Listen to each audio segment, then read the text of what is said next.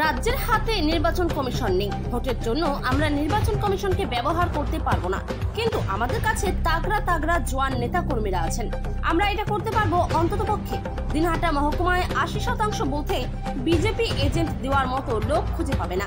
সেই পরিস্থিতি আমাদের নেতাদের করতে হবে। এজেন্ট খুঁজে যাতে না পায় তার ব্যবস্থা করা।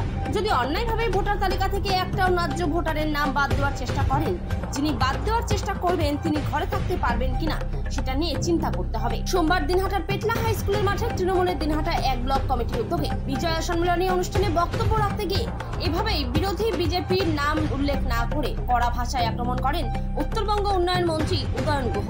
এদিন এই সভায় বক্তব্য রাখেন কোচবিহারের সাংসদ জগদীশ চন্দ্র বর্মা বসুনিয়া, তৃণমূলের কোচবিহার জেলা সভাপতি অভিজিৎ দে ভৌমিক, বিধায়িকা সঙ্গীতা রায়, মহিলা তৃণমূলের জেলা সভানেত্রী সুচিস্মিতা দত্ত শর্মা। তৃণমূলের বিজয় সম্মেলনের সভায় মন্ত্রীর এই হুঁশিয়ারিকে কটাক্ষ করেন বিজেপির কোচবিহার জেলার সহসভাপতি বিরাজ বসু। তিনি বলেন, এসআইআর কে যখন দেশের মানুষ স্বাগত জানাচ্ছে, তখন তৃণমূল সুপ্রিমো সহ ওই দলের নেতাকর্মীরা আতঙ্কিত হয়ে আবোল তাবোল বকতে শুরু করেছে। মানুষকে ভুল বুঝিয়ে দেশের ক্ষতি করার চেষ্টা করছে তৃণমূলের নেতা মন্ত্রীরা। কারণ ওরা জানে যে গরিবরা মমতা বন্দ্যোপাধ্যায়কে সমর্থন করে, বড় লোকদের নাম বাদ যাবে না। কারণ ওরা জানে বড় লোক হিন্দু হোক, মুসলমান হোক, খ্রিস্টান হোক, বৌদ্ধ হোক, তাদের অর্থ বাঁচানোর জন্য, তার জমি বাঁচানোর জন্য, তার কারখানা বাঁচানোর জন্য সে বিজেপিকে সমর্থন করবে। গরিব মানুষ নিজের অস্তিত্বকে টিকিয়ে রাখবার জন্য, নিজে টিকে থাকবার জন্য মমতা বন্দ্যোপাধ্যায়কে সমর্থন করবে। তার জন্য গরিবের নাম বাদ দেওয়ার চেষ্টা হবে। আর এটা বলতে আমার কোনো দ্বিধা নেই যে মুসলমানদের উপর সবার আগে আঘাত আসবে। বিজেপির জানা আছে 100 জন মুসলমান যদি ভোট দিতে যায়, কম করে 95 জন তারা তৃণমূলকে ভোট দেয়। তাই সবার আগে ওরা মুসলমানদের নাম বাদ দেওয়ার চেষ্টা করবে। যেসব বুথে মুসলমানদের নাম বেশি আছে, যে এলাকাগুলোতে মুসলমানের নাম ভোটার তালিকায় বেশি আছে, সেই সব এলাকায় এসআইআর এর নাম করে, ভোটার তালিকার সংশোধনের নাম করে ভোটার সংখ্যাকে কমিয়ে দেওয়ার চেষ্টা হবে।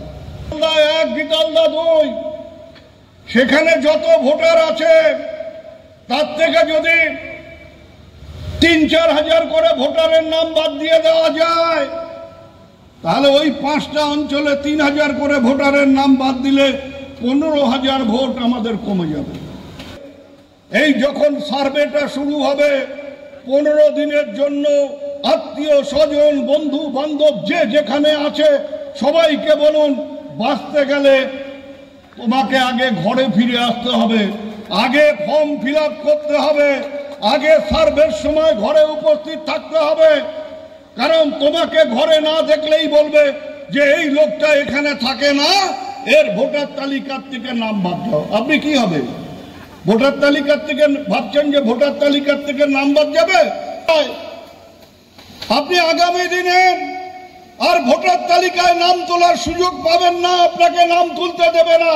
আর যদি এবার ভোটার তালিকার থেকে নাম বাদ যায়, আপনি যদি ভোট দেওয়ার সুযোগ না পান, আগামী দিনে ওরা প্রমাণ করে দেবে যে আপনি ভারতীয় নাগরিক নয়, আপনি বাংলাদেশি, আপনাকে ঠেলিয়ে বাংলাদেশে পাঠাবে। এখন কি বলবেন? বৌমার মাথা খারাপ হয়েছে না আমার ছেলের মাথা খারাপ?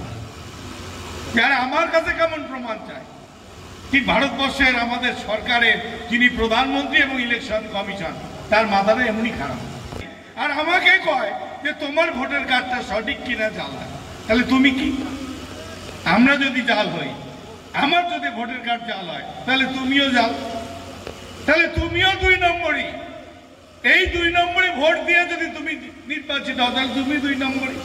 তাহলে তুমি আগে পদত্যাগ করো, ভারতবর্ষের প্রধানমন্ত্রী আগে পদত্যাগ করো, ভারতবর্ষের মন্ত্রিসভা পদত্যাগ করো, গোটা ভারতবর্ষে একই সঙ্গে এসআইআর হোক। আমরা চাই সঠিক মানুষের ভোটার তালিকায় নামটা থাক, কিন্তু আগে পদত্যাগ করতে হবে। ভোট দিয়ে জিতিয়ে প্রধানমন্ত্রী, আর তাদেরকে এখন বলবো তোমরা জালি, তোমাদের ভোটার কার্ড ভুল, তোমরা সঠিক করে কার্ড দেখাও, এটা মানতে পারি না। তাই যত চক্রান্ত, এই চক্রান্ত রুখতে হবে। এই চক্রান্ত রুখতে হবে। তারা পশ্চিমবঙ্গের টার্গেট করেছে, যেহেতু 2026-এর নির্বাচন, পশ্চিমবঙ্গে কি করে তৃণমূল কংগ্রেসকে হারানো যায়। তাই বেছে বেছে তৃণমূল কংগ্রেস যে বুথগুলো থেকে বেশি ভোটে লিড পেয়েছে সেই বুথ থেকে বেশি সংখ্যক মানুষের নাম বাদ দেওয়ার চক্রান্ত করবে। কোনো কোনো এলাকায় সার্ভে করার নাম করে কিছু মেয়েরা, কিছু ছেলেরা তারা বলছে ঘরের সার্ভে, অমুক সার্ভে, তমুক সার্ভে বলে আপনার ভোটার কার্ড, আপনার আধার কার্ড, আপনার প্যান কার্ডের নাম্বার নিয়ে সেই তথ্য ইলেকশন কমিশনকে পাচার করছে এবং ইলেকশন কমিশন সুকৌশলে আপনার নামটা ভোটার তালিকা থেকে বাদ দেওয়ার চক্রান্ত করছে। কি মানবেন সবাই? গ্রামে গ্রামে বুথে বুথে বিএলও আছে, অর্থাৎ যার দায়িত্বে ভোটার তালিকা যাচাইয়ের কাজ হবে সেই বিএলও, সেই প্রাইমারি স্কুলের মাস্টার হোক, অঙ্গনওয়াড়ি কর্মী হোক অথবা এসএসকে দিদিমণি হোক, নজর রাখতে হবে।